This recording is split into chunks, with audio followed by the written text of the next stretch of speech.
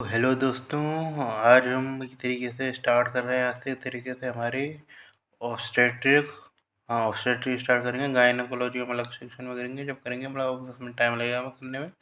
फिर हम ऑब्स्टेट्रिक को ख़त्म करेंगे क्योंकि ये ज़्यादातर पोर्शन इस तरीके से कवर करता है। मेन ऑब्स्टेट्रिक की आती है इस तरीके से मैक्सिमम पोर्शन में।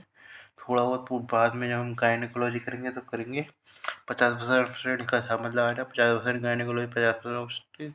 हाँ, पेपर में हो सकता है आ जाती हो आपके वैसे फाइनल ईयर के पेपर में, लेकिन उसमें इस तरीके से काफ़ी ये मान के चलिए 60 यानी 60% इस तरीके से 65% हिसाब ऑब्स्टेट्रिक का लगाना और 30% हिसाब गायनेकोलॉजी का लगा। जैसे यदि आप कॉन्ट्रास्ट में हटा देते हो गायनेकोलॉजी में कुछ खास बचता भी नहीं है ये। तो इसलिए हम स्टार्ट कर रहे हैं इस तरीके से गायनेकोलॉजी। गायनेकोलॉजी में हम इस तरीके से जो बेसिक बेसिक चीज़ें इस तरीके से उसको हम वीक स्टार्ट कर देंगे, लेकिन आज थोड़ा सा हम मेन टॉपिकों को स्टार्ट करेंगे। वो बेसिक चीज़ें हमें पढ़ाने जो एंटीपीटम सेरेबेलस वगैरह ज़्यादातर आप पीएसएम में पढ़ रखा है, तो उसको पढ़ने का अभी इतनी जल्दी मतलब नहीं है। उसको भी हम स्टार्ट करेंगे, बेसिक बिल्कुल ही नीचे लेवल से भी स्टार्ट करेंगे पढ़ाना। लेकिन आज जो हम स्टार्ट कर रहे हैं वो इस तरीके से हमारा लेबर वाला सेशन है, क्योंकि इस तरीके से जो लेबर वाला सेशन का मतलब ये नहीं कि खाली डिलीवरी होगी, काफ़ी लंबा चौड़ा सेशन रहता है। तो उसके जो लेबर वाले सेशन पे जितने भी हुए एबनॉर्मल लेवल हुए, माल प्रेजेंटेशन वगैरह हुए, सारे के सारे हम कवर करेंगे। मतलब आज एक लेक्चर में नहीं कवर होगी। आज का जो लेक्चर रहेगा वो हमारा इस तरीके से फीटल स्कल और मैटरनल पेल्विस का रहेगा। इस तरीके से डिलीवरी में इनका योगदान अच्छा खासा रहता है इस तरीके से, क्योंकि फीटल स्कल और मैटरनल पेल्विस सही होनी चाहिए तभी इस तरीके से डिलीवरी होती है, और इस तरीके से तभी इस तरीके से बच्चा पैदा होगा। हकीकत में हम वेजाइनल डिलीवरी तभी संभव है इस तरीके जब वो एक तरीके से फेफेलोपेल्विक डिस्प्रोपोर्शन है वो नहीं हो। वो पता कराने के लिए हम इस तरीके काफ़ी सारे डायमीटर्स का यूज करते हैं, तो वो ये चीज़ इसमें आती है ये। तो इसलिए हम इस सबको करेंगे तरीके आज के लेक्चर में। इसमें टोटल हमारे इस तरीके से कम नहीं तो 8 यानी 9 लेक्चर तो रहेंगे भाई कम से कम, या 10 लेक्चर भी हो सकते हैं, यानी कि इस महीना का पूरा जाएगा हमारा। संग के संग यदि हो सका हमें टाइम मिला बीच बीच में, क्योंकि थोड़ा बहुत जैसे क्लास वगैरह कम चल रही तो टाइम वगैरह में मिल रहा है ज़्यादा, इसलिए हम हो सकता है कि तरीके से रूमेटोलॉजी भी इस सप्ताह में ख़त्म करा दें ये। ठीक है, तो चलो आज हमारा टॉपिक रहेगा थोड़ा सा। मैं आज कल वीडियो बनाने की सोच रहा था, लेकिन मैं सर एक दिन में एक वीडियो का लेक्चर रोटेशन चल रहा है तो चला ही ले इसे।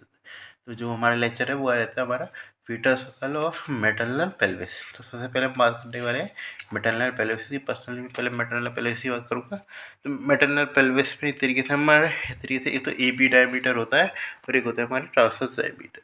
ये चीज़ कहते हैं। सबसे पहले आती है हमारी इस तरीके से मैटरनल पेल्विस में इस तरीके से ट्रू पेल्विस कौन सी होती है और फॉल पेल्विस कौन सी होती है ये भी तो पता होना चाहिए। ट्रू पेल्विस होती है हमारी इधर पेल्विक ब्रिम या उससे इतने नीचे का इलाका होता है इस तरीके से, वो होते हैं हमारे ट्रू पेल्विस। और उससे ऊपर का जो इलाका होता है इस तरीके से पेल्विक ब्रिम जानते हो पूरा इस तरीके से सर्कमफेरेंस में इस तरीके से पीछे की साइड आते हैं प्रोमोन्ट्री ऑफ सैक्रल बोन। फिर आते हैं हमारे प्यूबिस सिम्बाइसिस आ गया आगे की तरफ, बगल की साइड के थे पेल्विक एमिनेंस आ गया। ये सारा का सारा एकदम पूरे एकदम एनसर्कल करते हुए वो रहता है हमारे इस तरीके से ट्रू पेल्विस। और इससे ऊपर जो हमारा एरिया रहता है वो कहलाता है हमारा फॉल्स पेल्विस ये। तो इसमें अगर ट्रू पेल्विस फॉल्स पेल्विस का पता किया किताब में क्या नाम पे मैं बताऊँ, जिस किताब को रेफरेंस लेके मैं पढ़ा रहा हूँ आज का चैप्टर वो है हमारे डीसी दस्ता टेक्स्ट बुक ऑफ ऑब्स्टेट्रिक। मेरे पास 9th एडिशन है, यदि नया आ गया हो तो मुझे पता नहीं अभी, जहाँ तक नया आ गया होगा, क्योंकि ये मेरी दीदी की किताब है तो फिर बहुत ही पुराना हो गया। मेरी दीदी का तो 4 साल पहले 3 MBBS खत्म हो गई, इसलिए ये थोड़ा सा अंदाजा चला लेना कहाँ चलाना है तो चाहिए। तो ठीक मतलब ज़्यादा कुछ खास चीज़ नहीं आता, तो इसलिए मैंने बता दिया कि फॉल्स पेल्विस कौन सी होती है, ट्रू पेल्विस कौन सी होती है। अब हम आते हैं इस तरीके से पेल्विक इनलेट पे। तो पेल्विक इनलेट कहाँ से स्टार्ट होता है, पेल्विक इनलेट जो होता है वो स्टार्ट होता है हमारे इस तरीके से जो होता है एक तरीके से सैक्रल की प्रोमोटरी से लेकर एक तरीके से जो मतलब इसे ट्रू पेल्विस में बताया था ना, इसे पेल्विक विनम उसको एक तरीके से पेल्विक इनलेट कहते हैं हमारा। और पेल्विक आउटलेट किससे कहते हैं, तो ये समझ में आता है पेल्विक आउटलेट कहाँ से होता है। पेल्विक आउटलेट होता है हमारा एक तरीके से कहाँ से, एक तरीके से डायमीटर चलता है हमारा इस तरीके से, ये है plane of least pelvic dimension. इसमें एक तरीके से 3 प्लेन होते हैं, पहले 3 प्लेन को मैं एक्सप्लेन कर लेता हूँ। पहले इसके 3 प्लेन होते हैं हमारे। एक होता है प्लेन ऑफ पेल्विक इनलेट, यानी कि पेल्विक ब्रिम वाला इलाका हो गया इस तरीके से, जिसमें एक तरीके कौन सा हम सर्कमफेरेंस यूज़ करते हैं इस तरीके से सैक्रल प्रोमोटरी से लेकर मतलब मिड पॉइंट ऑफ सैक्रल प्रोमोटरी से लेकर हमारा एकदम अपर बॉर्डर ऑफ किससे आ गया हमारे प्यूबिस सिम्बाइसिस तक, वो हो गया हमारे इस तरीके से पेल्विक इनलेट।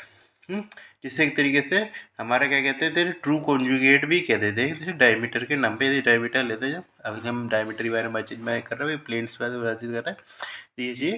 तो अब इसका हो गया एक तरीके इनलेट, जिसकी स्टार्टिंग कहाँ से हो रही है हमारे, एक तरीके से प्लेन ऑफ पेल्विक इनलेट। यहाँ पे एक तरीके से ट्रू कॉन्जुगेट जो कि कहाँ से होता है, सेक्युलर प्रोमोनट्री से स्टार्ट होकर खाता जाता है upper border of pubis Symbiosis. फिर आता है हमारे तरीके से मिड पेल्विस। मिड पेल्विस का मतलब है तो कैविटी के मिड में होता है, कैविटी मिड में भी एक प्लेन होता है जिसे कहते हैं इस तरीके से plane of greatest pelvic dimension. ये plane of greatest pelvic dimension, greatest pelvic dimension का कहाँ से होता है, तो ये होता है हमारा S2 और S3 से बीच में स्टार्ट होता है, और एक तरीके से कहाँ तक जाता है ये डायमेंशन, ये होता है हमारा प्यूबिस सिम्पाइसिस के मिड पॉइंट तक बीच में होता है ये। फिर उसके बाद लास्ट जो आता है डायमीटर यूज़ करते हैं वो होता है plane of least pelvic dimension, जो कि एक तरीके से हमारा होता है ऑब्स्ट्रक्टिव आउटलेट। दो प्रकार के आउटलेट होते हैं इस तरीके से, हमारे ऑब्स्ट्रक्टिव में चलते हैं ऑब्स्ट्रक्टिव आउटलेट, जहाँ पे एक तरीके से बच्चा हम डिलीवर मान लेते हैं, और एक होता है हमारा एक तरीके से अनाटोमिकल आउटलेट, जिसमें एक तरीके से हम मतलब एक तरीके से उसका कोई तरीके से उसमें हमें बाहर निकलने कुछ करना नहीं पड़ता, लेकिन ये अनाटोमिकल हमें बाउंड्री नज़र आती है। तो इस तरीके से हमें एक तरीके से हमारा ऑब्स्ट्रक्टिव आउटलेट हुआ, उसी हमारा हुआ एक तरीके से कौन सा, एक ऑब्स्ट्रक्टिव आउटलेट एक अनाटोमिकल आउटलेट। तो ऑब्स्ट्रक्टिव आउटलेट होता है उसके एक तरीके से कौन सा डायमीटर डायमेंशन यूज करता है, plane of least pelvic dimension use किया जाता है। ठीक है, तो plane of least pelvic dimension कहाँ तक होता है, हमारा कोक्सिल के ऊपर जो वाला ये एरिया होता है हमारा, या फिर एक तरीके से S3 या S4 के बाद जो होता है, S4 के बाद जो एक तरीके से सैक्रम में, और वहाँ से लेकर हमारा कहाँ तक हो गया एक तरीके से एक तरीके से लोअर पॉइंट ऑफ एक तरीके से प्यूबिस सिम्बाइसिस तक जो एक तरीके से प्लेन होता है, इस तरीके से वो होता है plane of least pelvic dimension है। ये जी बात हो गई। तो इसमें मैं बता दूँ एक तरीके से मिड पेल्विस किसको कहते हैं, एक तरीके से मिड पेल्विस कहते हैं एक तरीके से हमारा एक तरीके से plane of greatest pelvic dimension से लेकर एक तरीके से plane of least pelvic dimension, इसको मिड पेल्विस वाला डायमेंशन भी कह दिया जाता है ठीक है। तो इसलिए इसको बीच में क्या कहते हैं एक तरीके से हमारा एक तरीके से मिड पेल्विस कह देते हैं। और इसे पेल्विक कैविटी कहाँ से चलते हैं, तो ये पूछ सकता है, तो पेल्विक कैविटी ऊपर वाला था, इस तरीके से पेल्विक इनलेट से लेकर पेल्विक आउटलेट तक के बीच का जो पूरा ये कैविटी होती है उसे हम कहते हैं पेल्विक कैविटी कहते हैं। ये चीज़ें सारी टर्मिनोलॉजी आपको पता लग गई है मेरे हिसाब से, तो ठीक है। अब हम एक तरीके से आते हैं डायमीटर्स पे सीधे, एक तरीके से एक एंगल वाला भी बताया तुम, ये होता है एक इंक्लाइनेशन वाला एंगल यूज़ किया जाता है। तो इंक्लिनेशन एंगल खासे होते हैं, एक तरीके से हम सीधी लाइन खींचते हैं, तो सेक्युलर प्रोमोनट्री से लेकर एक तरीके से अपर बॉर्डर से फिर उसे आगे चल के नीचे बुला देते हैं, फिर उसके सीधे एक तरीके से प्लेन बना लेते हैं। वो एक तरीके से कितना बढ़ता है हमारा इंक्लिनेशन वाला एंगल, बोलता है हमारा 55 डिग्री एंगल बैठता है ये। तो 55 डिग्री एंगल बैठने का क्या मतलब है, एक तरीके से यदि ये एंगल बड़ा हो गया, इसका मतलब क्या हो गया, एक तरीके से जो लंबर वर्टिब्रा है, सैक्रल वर्टिब्रा के स्टार्ट हुए लंबर वर्टिब्रा वो सैक्रलाइजेशन हो रहा है। ये चीज़ इसका सिग्निफिकेंस होता है। क्यों इसका सिग्निफिकेंस क्या है, क्योंकि इस तरीके से ये होता है हमारा इस तरीके से इसमें आपको एंगेजमेंट में आपको डिले देखने को मिल सकता है। और एक तरीके से ये ओसिपिट ऑफ पोस्टीरियर पोजीशनिंग जो होती है एक तरीके से उसको एक तरीके से फेवर करता है, ताकि इस तरीके से जो कि रॉन्ग पोजीशनिंग है हमारे ओसिपिट ऑफ पोस्टीरियर पोजीशनिंग होने की संभावना रहती है इसमें। ये चीज़ तो इसलिए ये एंगल याद रखना, बाकी और एंगल याद रखें नहीं रखें, ये जो रहता है एंगल ऑफ इंक्लिनेशन के अंदर रहता है हमारा 55 डिग्री एंगल रहता है। पेल्विस के बारे में मैं ये बताया नहीं कौन सी पेल्विस इन और वो गायनेकोड पेल्विस है, बाकी और टाइप की बात करेंगे इस तरीके से पेल्विस के नाम पे। तो ये चाहिए एक तरीके से हमने इंक्लिनेशन वाला एंगल याद रखने, प्लेन पता कर लिए कौन कौन से है हमारे, ये चाहिए। डायग्राम में इस तरीके से मेरे तब बनाते चलना, मैंने अभी डायग्राम देख के ही समझा था। इस तरीके से डायग्राम खुद भी देखा फिर बाद में बनाया मैंने पर्टिकुलर हकीकत में। तो ये चीज़ थी, तो इस तरीके से आप कोई भी फॉलो कर सकते हैं। और नहीं मैं हकीकत में ये चीज़ें नोट्स वगैरह मेरे पास खुद में नोट्स वगैरह उतना यूज़ नहीं करता, आप किताब से इसको सब्जेक्ट को पढ़ सकते हैं। बाकी की मैं आप पढ़े नहीं पढ़े, मेरे पास पर्सनली खुद किताब नहीं है इस तरीके से सर्जरी मेडिसिन की, क्योंकि इस तरीके से उसको पढ़ना हकीकत में इतनी मोटी किताब दी थी, कुछ खास पढ़ने का मन नहीं करता, नहीं ये तो ये चाहिए। हाँ, ऑब्स्ट्रक्टिव आप पढ़ सकते हो, क्योंकि मुझे नहीं लगता हकीकत में लेबर वाला टॉपिक छोड़ दे तो हकीकत में उसके बाद लोअर वाला जो उनके उसमें डिजीज वगैरह वाला पोर्शन आ जाएगा, थोड़ा सा वो 3 या 4 यूनिट आ जाती है, बाकी और तो कुछ नहीं उसमें। लेबर वाला थोड़ा समझने लायक होता है, और तो बस खाली याद रखने लायक ही है। हाँ, केस वगैरह से काफ़ी अच्छे खासे आते हैं और इम्पोर्टेंट रहते हैं, क्योंकि इस तरीके से बड़ा पोर्शन बनाते हैं इसलिए नीट पीजी की एग्जाम में, इसलिए थोड़ा सा पढ़ना जरूरी है इसको है। इसलिए आ गया इस तरीके से इंक्लिनेशन वाला एंगल समझ लिया आपने, ये चीज़ है। अब आते हैं इस तरीके से डायमीटर पे। तो डायमीटर हमारे इंपॉर्टेंट है जानना, इस तरीके से हमारे इनलेट के ऊपर होते हैं, इनलेट के एकदम ऊपर ऊपर की साइड, वहाँ से इस तरीके से सेक्युलर प्रोमोनटी से स्टार्ट हो रहे हैं इस तरीके से। तो इस तरीके से उसमें आते हैं हमारे इस तरीके से कौन सा डायमीटर यूज़ करते हैं, इधर एंटीरियर पोस्टीरियर डायमीटर हुआ। इस तरीके से जब भी हम डायमीटर की बात करेंगे तो दो प्रकार के डायमीटर पढ़ेंगे जरूर। एक होता है हमारा एंटीरियर पोस्टीरियर डायमीटर और एक होता है हमारा इस तरीके से ट्रांसवर्स डायमीटर। ये एंटीरियर पोस्टीरियर डायमीटर के नाम पे जो हमारा डायमीटर रहता है वो रहता है पेल्विक इनलेट पे, वो रहता है हमारा इस तरीके से तीन प्रकार के एंटीरियर पोस्टीरियर डायमीटर रहते हैं तीन। एक होता है हमारा ट्रू कॉन्जुगेट, एक होता है हमारा ऑब्स्ट्रक्टिव कॉन्जुगेट और एक होता है हमारा इस तरीके से डीसी या डायरेक्ट कॉन्जुगेट होता है इस तरीके से डायगोनल कॉन्जुगेट। ये एक होता है डायगोनल कॉन्जुगेट, एक ट्रू कॉन्जुगेट और एक होता है ऑब्स्ट्रक्टिव कॉन्जुगेट। जो आपको मेन जो आपको पता होना चाहिए कि हम मेजर खाली एक ही इसमें से कर सकते हैं डायमीटर के नाम पे, जो होता है हमारा डायगोनल। ये बनते कैसे, तो ये ट्रू कॉन्जुगेट बनाता है इस तरीके से सेक्युलर प्रोमोनटी से अपर बॉर्डर तक। तो ये होता है हमारा ऑब्स्ट्रक्टिव कॉन्जुगेट कैसे होगा, सेक्युलर बॉर्डर से बीच वाले तक। और एक होता है हमारा इसे डायगोनल कॉन्जुगेट जो नीचे वाले बॉर्डर तक होता है। सबसे छोटा कौन सा होगा इसमें, अंदर आ सीधे ऑब्स्ट्रक्टिव कॉन्जुगेट होगा इस तरीके से। आपके जो पेल्विस वाला बॉर्डर, पेल्विस वाली बूंद तो आ गई ना उसमें, उसमें तो हमने नीचे वाला एरिया लिया था, तो इसलिए और इसकी कम लंबाई कंपेरेटिवली हो जाएगी। लेकिन सबसे इम्पोर्टेंस किसकी होगी, ऑब्स्टेट्रिक कॉन्जुगेट, क्योंकि मेन तो अब हकीकत में हम आगे चल के पेल्विस, अब प्यूबिस सिम्पाइसिस, अब बच्चे की डिलीवरी कराने के नाम पे हम प्यूबिस सिम्पाइसिस को हटाएंगे तो है नहीं, हकीकत में अब इसको एक तरीके से उसको पतला कर देंगे। तो इसलिए वो एक तरीके से जो इतनी बड़ी इसकी मोटाई है तो उतनी मोटाई तो रहेगी, तो इसलिए उस मोटाई को भी इम्पोर्टेंस में लेना ज़रूरी है ये। इसलिए उसी मोटाई के आधार पर ये तीनों के डायमीटर अलग, वरना होने को तो एक ही होने चाहिए थे ये। तो उसके आधार पर हमारा diagonal conjugate important obstructive conjugate important diameter हो जाता है। देखिए हाइट्स की बात, लंबाई की बात करी चले तो ऑब्स्ट्रक्टिव ट्रू कॉन्जुगेट होता है हमारा 11 सेंटीमीटर और होता है हमारा इस तरीके से डायगोनल ऑब्स्ट्रक्टिव मतलब इधर ट्रू कॉन्जुगेट 11 सेंटीमीटर, जो हमारे इधर डायगोनल कॉन्जुगेट 12 सेंटीमीटर। और इस तरीके से हमारा ऑब्स्ट्रक्टिव से कम होगा तो इसलिए उससे वो रहता है हमारा इस तरीके से 10 सेंटीमीटर।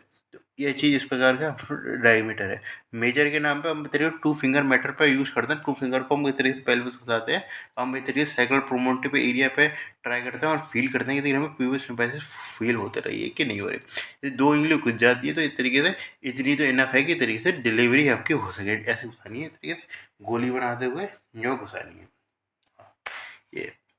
हाँ, ये तो सिर्फ टू फिंगर मेथड से हम इस तरीके से मेजर करते हैं। मेजर के नाम पे हमारे एक ही मेथड यूज होगा, कोई तरीके से हम हकीकत में उंगली घुसाते रह के हमारा ये एरिया नीचे तो इससे से टकराया ना, तो इसलिए हम खाली एक डायमीटर मेजर कर पाते हैं, वो है हमारा डायगोनल कॉन्जुगेट। उसमें से हम माइनस कर देते हैं इस तरीके से, माइनस के नाम पे 1.5 से 2 माइनस कर देते हैं इस तरीके से, 1.5 से 2 सेंटीमीटर माइनस करके हम हिसाब लगा लेते हैं किसका, डायगोनल कॉन्जुगेट।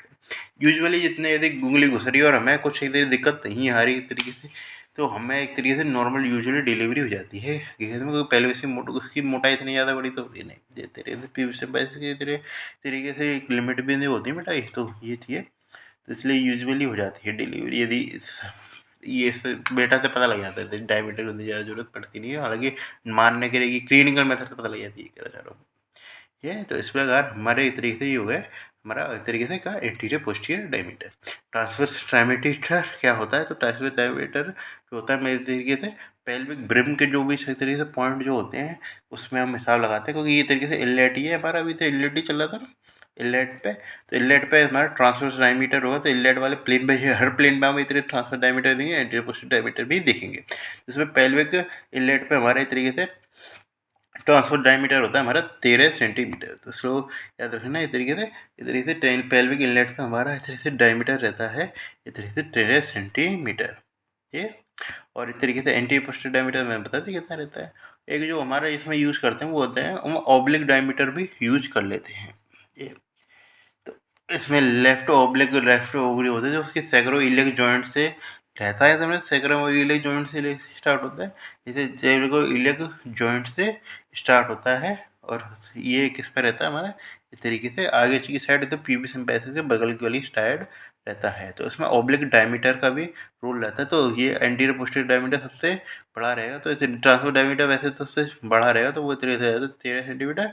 फिर हमारा आ जाता है इस तरीके से ये डायमीटर कितना हमारा इस तरीके से 12 सेंटीमीटर, और एंटीरियर पोस्टीरियर डायमीटर कितना पहुंचे 11 सेंटीमीटर। तो 13 12 11 से करके आप याद रख सकते हैं ये चीज़ है। या फिर मैं आउटलेट में होता हूँ तो आउटलेट में जस्ट इसका उल्टा हो जाता है, तो आउटलेट में इधर से ट्रांसफर डायमीटर 11 सेंटीमीटर होता है और एंटी पॉजिटिव हो जाता है हमारा 13 सेंटीमीटर। ये इस प्रकार आप याद रख सकते हैं थोड़ा बहुत ये। तो अब हम आते हैं इस तरीके से अगले चीज़ पे, इस तरीके से कैविटी चलते हैं। तो कैविटी में जो हमारा मेन डायमीटर यूज करा जाता है वो कहता है ग्रेन ऑफ गैस्ट्रिक ग्रेटेस्ट पेल्विक डिसएमिनेस। ये तो जो हम गैस्ट्रिक पेल्विक डिसएमिनेस होते हैं उसके डायमीटर यूज किए जाते हैं। तो उसके मान लीजिए एंटीरियर पोस्टीरियर डायमीटर और वो वाला डायमीटर बराबर होता है। ये इस तरीके से उसके ये चाहिए। इस पर अब मार्जिया कर सकते हैं, आपको जस्ट उल्टा कर देना। जैसे पहले 13-12 था, 11-13 जा रहा है, फिर उसका 12-12 कर देना है। तो ये सबसे ईजी ये तरीका ये हो सकता है आपको याद रखने का, काफ़ी सिस्टमेटिक है, इस तरीके से याद रखना काफ़ी आसान है इनको। ठीक है, फिर आउटलेट में भी बता दिया मैंने। इस तरीके से आपको 2 प्रकार के डायमीटर होते हैं, 2 प्रकार की चीज़ होते हैं, आउटलेट होते हैं। इस तरीके से हमारा हुआ इस तरीके से कौन सा आउटलेट हुआ, एक तो हमारा आउटलेट हुआ इधर एनाटॉमिकल आउटलेट, इसी कुछ खास महत्वता नहीं है। एक जो हमारा हो गया इस तरीके से पेल्विक आउटलेट। ये इस गर्मी बढ़ रही है। तो पेल्विक आउटलेट मैंने बता दिया। इस तरीके से लीस्ट पेल्विक डायमेंशन वाला एरिया यूज़ करते हैं। उसका एंटीरियर पोस्टीरियर डायमीटर कितना होता है, एंटीरियर पोस्टीरियर डायमीटर रहता है हमारा इस तरीके से 11.5 रहता है। इस तरीके से भाषा में गया तो 11 भी आ सकता है, 11.5 रहता है। हाँ, एनाटॉमिकल आउटलेट से कन्फ्यूज करते हैं, जो इस तरीके से 11.31 होता था, एनाटॉमिकल आउटलेट था, पेल्विक आउटलेट नहीं था। तो इस तरीके से आउटलेट में इधर एनाटॉमिकल आउटलेट रहता है। एंटेलेक्निकल आउटलेट में कितना रहता है हमारे इस तरीके से, वो रहता है हमारे इधर 11 सेंटीमीटर, 11.5 सेंटीमीटर यूज कर सकते हैं इस तरीके से एंटीरियर पोस्टीरियर पेल्विक आउटलेट में। इसका ट्रांसफर डायमीटर जो होता है वो सबसे इंपॉर्टेंट होता है। तो ट्रांसफर डायमीटर हकीकत में वो रहता है हमारे इस तरीके से ज़्यादा 10 सेंटीमीटर से ऊपर रहता है ज़्यादातर। हाँ, तो यदि मान के चले वो 10 सेंटीमीटर तक नहीं रहे, यदि 10 सेंटीमीटर से छोटा हो जाए तो क्या होगा, 10 सेंटीमीटर से छोटा हो जाए तो इस तरीके से उसमें डिलीवरी पॉसिबल नहीं है। उसमें एंटीरियर पोस्टीरियर ट्रांसफर डायमीटर के लिए यूज़ क्या करते हैं तरीके से, एंटीरियर पोस्टीरियर में बता दीजिए। उसमें हम किस तरीके से बाई स्पाइनल डायग्राम सेग्रल की स्पाइन जो इस तरीके से स्पाइन जो होती है तरीके से पीवीस की किस तरीके पेल्विक बोन की स्पाइन जो यूज़ करते हैं इस तरीके से स्टीयल स्पाइन, वो तरीके से उसका डायमीटर यूज होता है इंटर स्टीयल स्पाइन डायमीटर यूज करते हैं तरीके से। यदि वो इस तरीके से 10 सेंटीमीटर से कम है तो मतलब 10 सेंटीमीटर से ज़्यादा होनी चाहिए। बाकी की नॉर्मल यदि कम भी है तो 8 सेंटीमीटर से कम तो बिल्कुल भी नहीं होनी चाहिए, उस केस में डिलीवरी पॉसिबल नहीं है। ये तो ये चीज़ मैं बताना चाह रहा हूँ। तो ये एक तरीके से मेन तो इन चीज़ों को याद रखना, कोई रटन के आना करना, इसका कुछ ना कुछ सिग्निफिकेंस होता है। ये तो इस प्रकार हमने पता लगा लिया आपका। तो ये चीज़ अब आते हैं तरीके अनाटॉमिकल वाले आउटलेट में। अनाटॉमिकल आउटलेट में सीधे याद रखना है इस तरीके से नीचे नीचे का कैसे कॉक्सियल से आ जाता है हमारा इस तरीके से लोअर बॉर्डर ऑफ प्यूबिस सिम्प्लिसिस तक। ये इसमें जो आपको डायमीटर यूज होता है एंटीरियर पोस्टीरियर होता है वो हमारा 13 सेंटीमीटर रहता है, और हमारा ट्रांसफर डायमीटर रहता है वो रहता है 11 सेंटीमीटर। उसके लिए क्या होता है by tuberous ligament tuberous diameter use करते हैं, तो बाई ट्यूबरस डायमीटर इस तरीके से। ये तो ये बात हो गई हमारी सिस वगैरह प्रॉपर। ये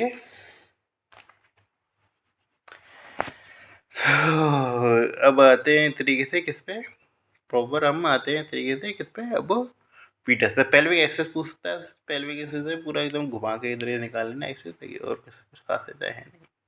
तो ये हो गई हमारी तरीके से किसकी बात, इस तरीके से मेटरनल पेल्विस की बात है। जो भी डायमीटर जानने थे हमने जान ली। पेल्विस के नाम पे मैं और बता देता हूँ। इस तरीके से कुछ प्रकार की पेल्विस होती है, टाइप्स ऑफ पेल्विस होती है। एक होती है हमारी गायनेकोइड पेल्विस जो कि इतने राउंड होती है और मोस्ट कॉमन होती है। फिर होती है हमारी प्लेटिपुलर पेल्विस जो कि किस प्रकार रहती है, ट्रांसवर्सली ओवल रहती है। यानी कि इस तरीके से ट्रांसवर्सली ओवल करने का क्या मतलब है, इतनी एंटीरियर पोस्टीरियर डायमीटर काफ़ी कम होता है बजाय किसके, इस तरीके से किसके ट्रांसफर डायमीटर। हाँ, यूजुअली भी ऐसे ही हो रहता है कि usually but transfer diameter 13 centimetre होता है, एंटीरियर पोस्टीरियर डायमीटर 11 सेंटीमीटर होता है, लेकिन उसमें बहुत ज़्यादा हो गया। एंथ्रोपोड पेल्विस में क्या हो गया इस तरीके से एंटीरियर पोस्टीरियर ओवल होती है जो यूजुअली नहीं मिलेगी। तो एंथ्रोपोड पेल्विस में रहता है ये जी डायमीटर मिलता है। इसके साथ कौन कौन सी कंडीशन एसोसिएटेड होती है, कौन सी माल प्रेजेंटेशन। जब माल प्रेजेंटेशन की बात करें तो आप पढ़ेंगे।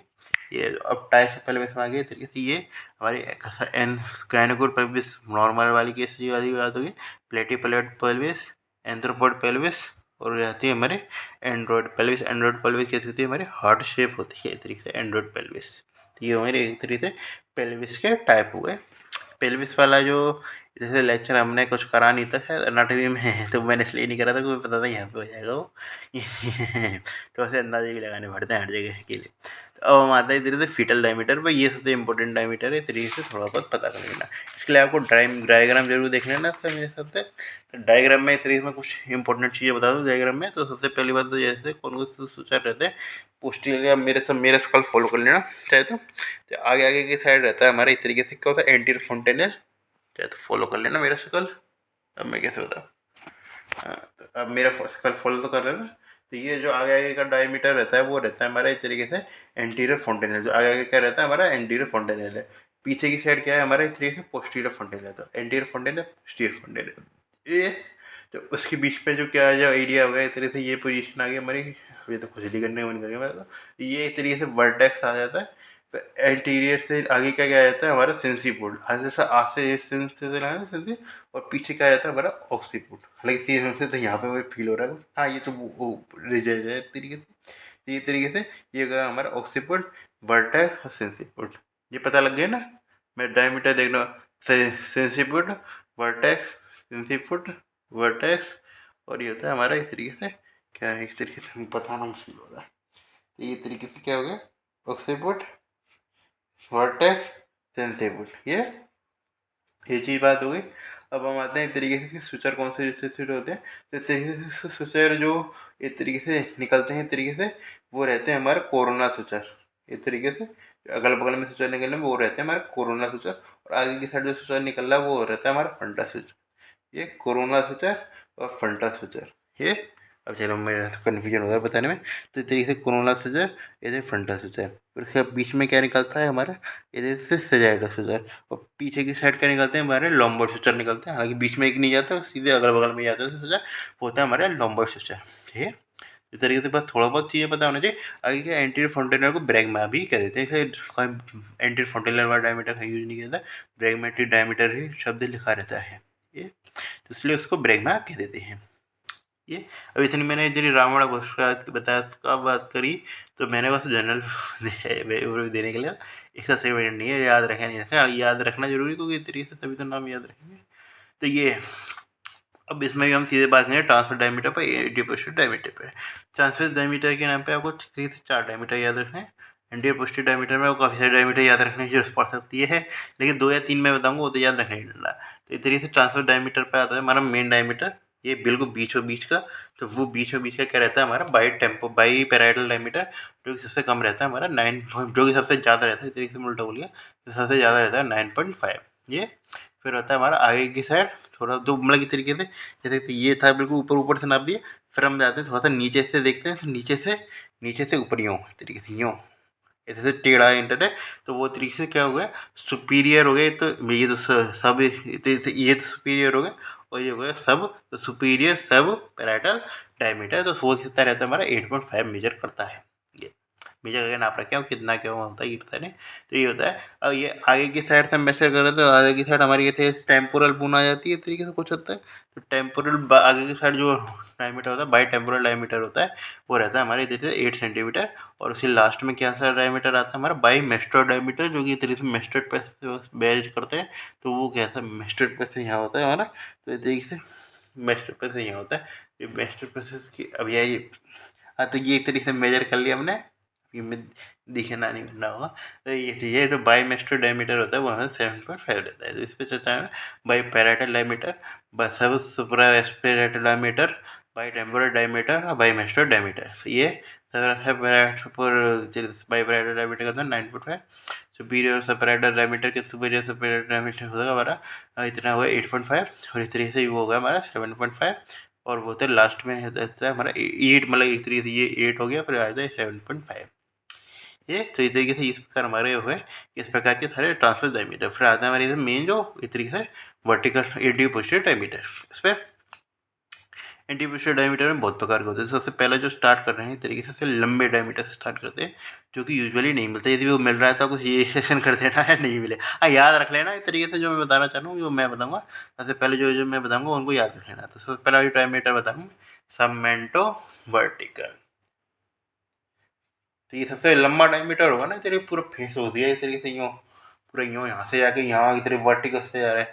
तो सबमेंटो वर्टिकल सबसे लंबा डायमीटर होता है। इसे किस प्रेजेंटेशन में मिलती है? ब्रो प्रेजेंटेशन में मिलता है आपके। बाकी इसकी हम सेपरेट भी बात करेंगे तरीके से क्या क्या मिलता है। वही छोटा सा लेक्चर बनाऊंगा इसका, मैं ज़्यादा बड़ा तो लेक्चर नहीं बनाऊंगा। तो ये तो सीधे ब्रो प्रेजेंटेशन में मिलता है। ये चीज़ क्या होता है हमारा मेंटो वर्टिकल डायमीटर।